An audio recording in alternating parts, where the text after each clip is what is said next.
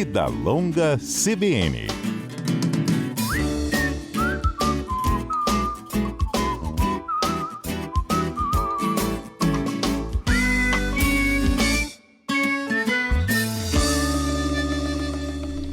Horas e 18 minutos, CBN de volta, e agora é hora do nosso quadro Vida Longa CBN. Hoje a gente fala sobre hanseníase, viu?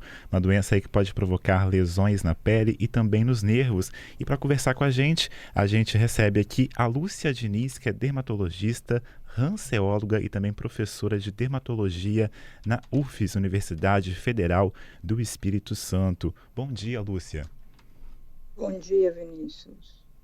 Lúcia, queria começar perguntando a respeito da hanseníase, mas em relação à questão do passado, né? Porque tinha muito estigma em relação a essa doença, não só no Brasil, mas em todo o mundo. Como que a gente está no presente em relação à hanseníase?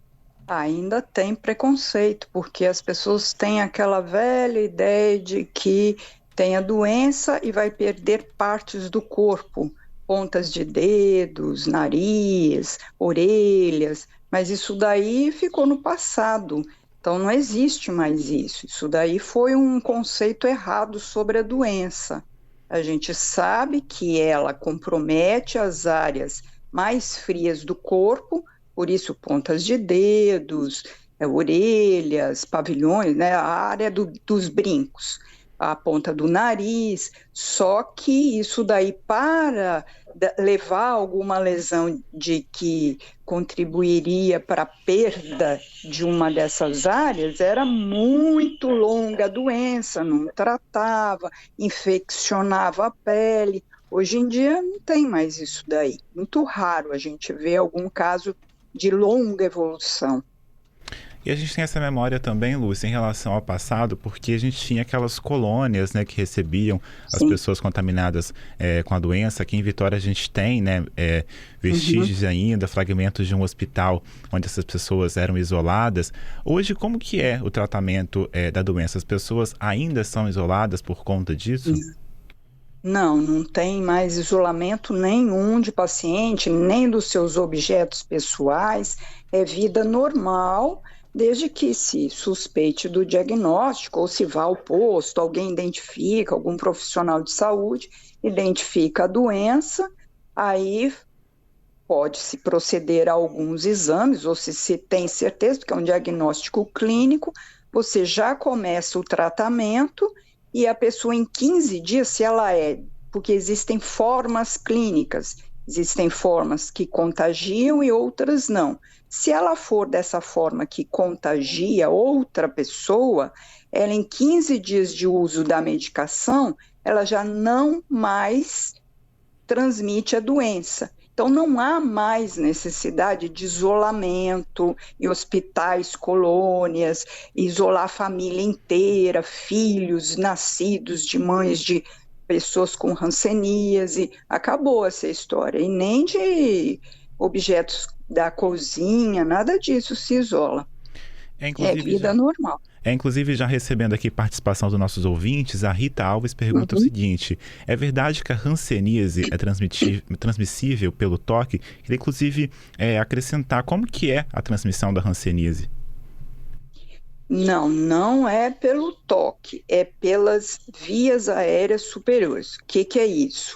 Nariz, boca, através da respiração, da fala, do espirro, a gente elimina quem é da forma multibacilar, que tem muitos bacilos, elimina uma grande quantidade de bacilos, de agentes da doença, e aí os indivíduos suscetíveis, que geralmente são geneticamente suscetíveis, então são principalmente os familiares que convivem com essas pessoas que são eliminadoras de bacilo que não estão em tratamento, aí também vão adquirir essas bactérias, esses bacilos, esses agentes, através das vias aéreas superiores, da mucosa do nariz, da boca, dessa região superior da face, e ali ela caminha para esses caroços que a gente tem no pescoço, que são os linfonodos, e se ela for geneticamente mais suscetível, ela pode vir a adquirir a doença. Agora, os sintomas aí na pele mesmo, essas lesões, elas são muito diferentes de outras doenças, até para a gente fazer um alerta aqui para o nosso ouvinte, né? Qual é o sintoma aí que a pessoa precisa ter uma atenção e aí procurar um médico, alguém mais especialista na área? São áreas localizadas de perda de sensibilidade, geralmente sensibilidade térmica, que é a primeira a desaparecer, térmica. Ele deixa de sentir o frio, ele deixa de sentir o quente, que esses são os sintomas mais frequentes. E ali, com a evolução, aparecem manchas brancas, manchas vermelhas, e aí que pode ser confundido com quem não tem uma habilidade diagnóstica maior, pode ser confundida com micoses, esse aqui não tem nada, é um pano branco, que lembra uma micose, ou tem uma outra forma que ela é meio arredondada, lembra uma impinge, mas só que a impinge coça. A hanseníase, ela diminui a sensibilidade. A mancha branca do pano branco, muitas vezes coça, ou é assintomática, mas ela descama e da hanseníase perde a sensibilidade. A primeira é a térmica, deixa de sentir a temperatura, tanto para o frio quanto para o quente. Numa evolução, deixa de sentir dor e depois deixa de sentir o tato. Aí podem ser manchas, podem ser bolinhas, podem ser caroços difusos. Aqui no Espírito Santo, no ano passado, a gente teve 472 novos casos da doença, de acordo com a SESA, que é a Secretaria Estadual de Saúde. É um número que ele está na média, ele vem caindo no Espírito Santo, em todo o Brasil? Como que está a doença, assim? Durante a pandemia, devido àqueles anos muito complexos em que as pessoas deixaram de procurar assistência médica, diminuiu o número por falta da procura do paciente ao posto de saúde.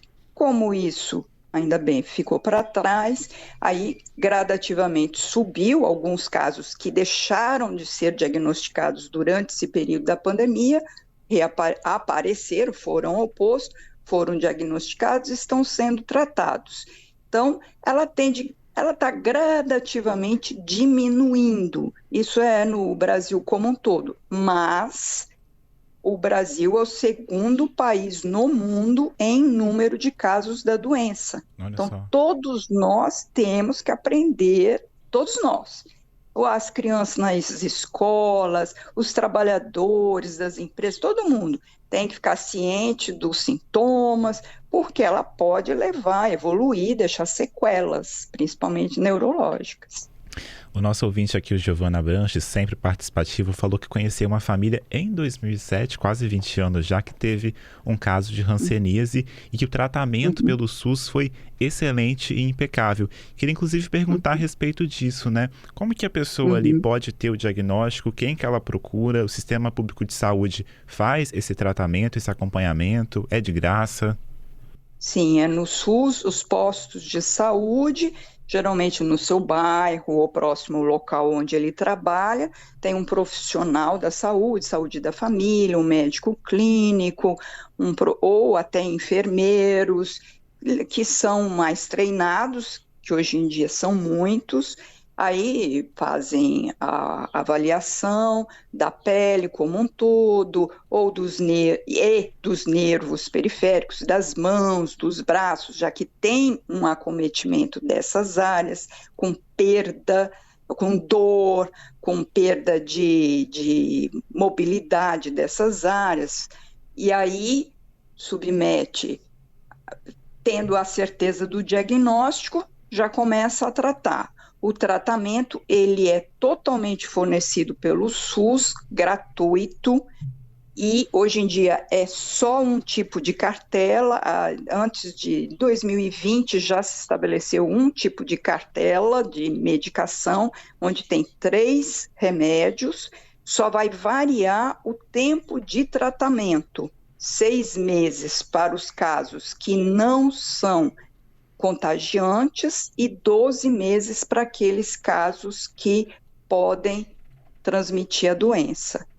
E como que ele é feito? Uma vez por mês, o paciente vai ao posto de saúde, ele toma uma dose mensal na frente do profissional de saúde e leva para casa o restante da cartela, que é um comprimido branquinho e um marrom. Aí ele vai tomar em casa esses 2 remédios, 28 dias seguidos, volta no posto e aí procede da mesma forma. E Completamente gratuito. Durante o tratamento, ele segue a vida normal, pode continuar realizando as atividades, encontrando amigos, a família? Totalmente, vida normal. O que a gente faz, que é super importante, é, diante de um caso da doença, a gente tem que chamar todos os que moram com esse paciente. Porque como ela é uma doença que tem maior tendência à transmissão dentro da própria família, principalmente de contato íntimo e prolongado, então os familiares são mais suscetíveis.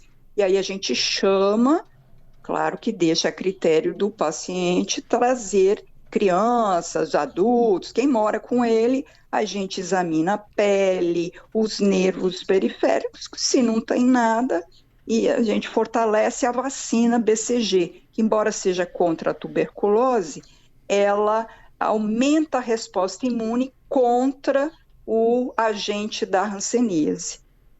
Tá certo, importante mesmo procurar atendimento público de saúde, né, Lúcia? Isso. Não pode demorar não, né? Não, porque ela pode ir comprometendo os nervos periféricos. Quem são os nervos periféricos? O que a gente movimenta as mãos, as pernas, são os nervos periféricos. E o bacilo, o agente, ele tem afinidade tanto pela pele quanto pelos nervos periféricos. E aí a gente pode perder a mobilidade dessas áreas. 2 dedos, para de ficar se movimentando ou fixa as articulações, dá alteração da sensibilidade periférica nas pontinhas dos dedos, aí ele pode se queimar, pode fazer buraquinhos. Lúcia, obrigado, viu? Nada.